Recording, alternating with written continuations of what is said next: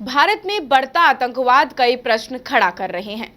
आतंकवाद हमेशा हमारे देश में एक गंभीर और जटिल समस्या बनाता रहा है, जो कई सालों से देश की शांति और सुरक्षा को चुनौती दे रहा है। इससे न केवल लोगों की जान लेता है, बल्कि देश की सुख शांति पर भी काफी बुरा असर पड़ता है। इतना ही नहीं, देश के विकास और एकता को भी नुकसान पहुंचाता है।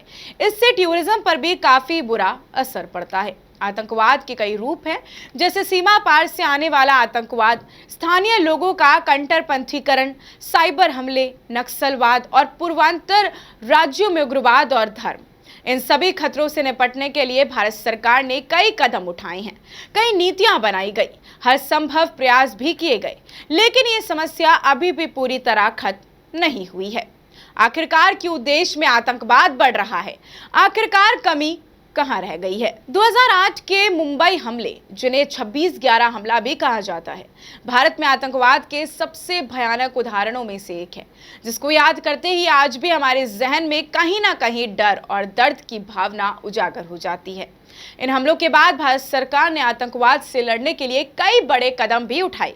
सरकार ने आतंकवाद विरोधी कानून यूएपीए को और सख्त किया और राष्ट्रीय जांच एजेंसी यानी कि एनआईए भी बनाई गई, जो आतंकवाद से जुड़े मामलों की जांच करती है। इसके बाद सबसे बड़ा अटैक हुआ पुलवामा हमला, जो कि 14 फरवरी 2019 को जम्मू कश्मीर के पुलवामा जिले के अनवंतपुरा के निकट लेथपोरा इलाके में हुआ था। इस आत्मघाती कार बम हमले में केंद्रीय रिजर्व पुलिस बल के 40 जवान शहीद हो गए थे और करीब 35 लोग घायल हो गए थे। अभी हाल ही में हुए अटैक ने भी पूरे देश को हिलाकर रख दिया है। 22 अप्रैल 2025 को जम्मू कश्मीर के पहलगांव में एक और भयानक आतंकी हमला हुआ, जिसमें 26 से 28 लोग अभी तक मारे जा चुके हैं, जिसमें ज्यादातर पर्यटक थे। देश के अंदर भी कुछ लोग कट्टरपंथी विचारों की ओर आकर्षित हो रहे हैं, खासकर कश्मीर जैसे संवेदनशील इलाकों में, जहां सोशल मीडिया और टेलीग्राम जैसे प्लेटफॉर्म्स इस कट्टरपंथ को और बढ़ावा दे रहे हैं। लोग ऑनलाइन आतंकवादी संगठनों को प्रचार को देखते हैं और उनके जाल में फंस जाते हैं।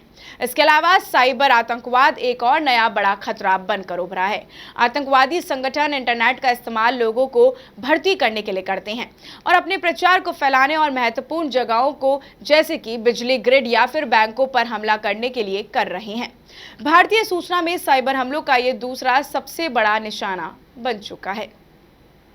हालांकि भारत ने आतंकवाद से लड़ने के लिए बहुत कुछ किया है, फिर भी कुछ और कदम उठाने की काफी ज्यादा जरूरत है। सबसे पहले अलग अलग एजेंसियों जैसे कि एनआईए, आईबी, रॉ और राज्य पुलिस के बीच जानकारी का आदान प्रदान और बेहतर होना चाहिए।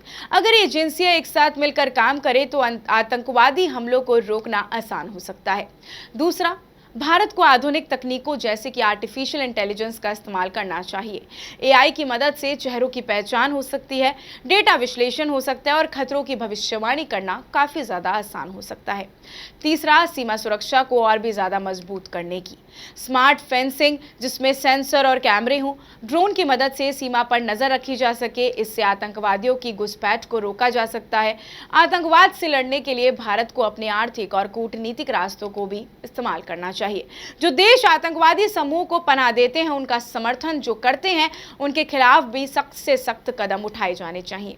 भारत को आतंकवाद के खिलाफ जीरो टॉलरेंस की नीति अपनानी होगी और हर संभव तरीके से इस खतरे का मुकाबला आगे जाकर करना होगा।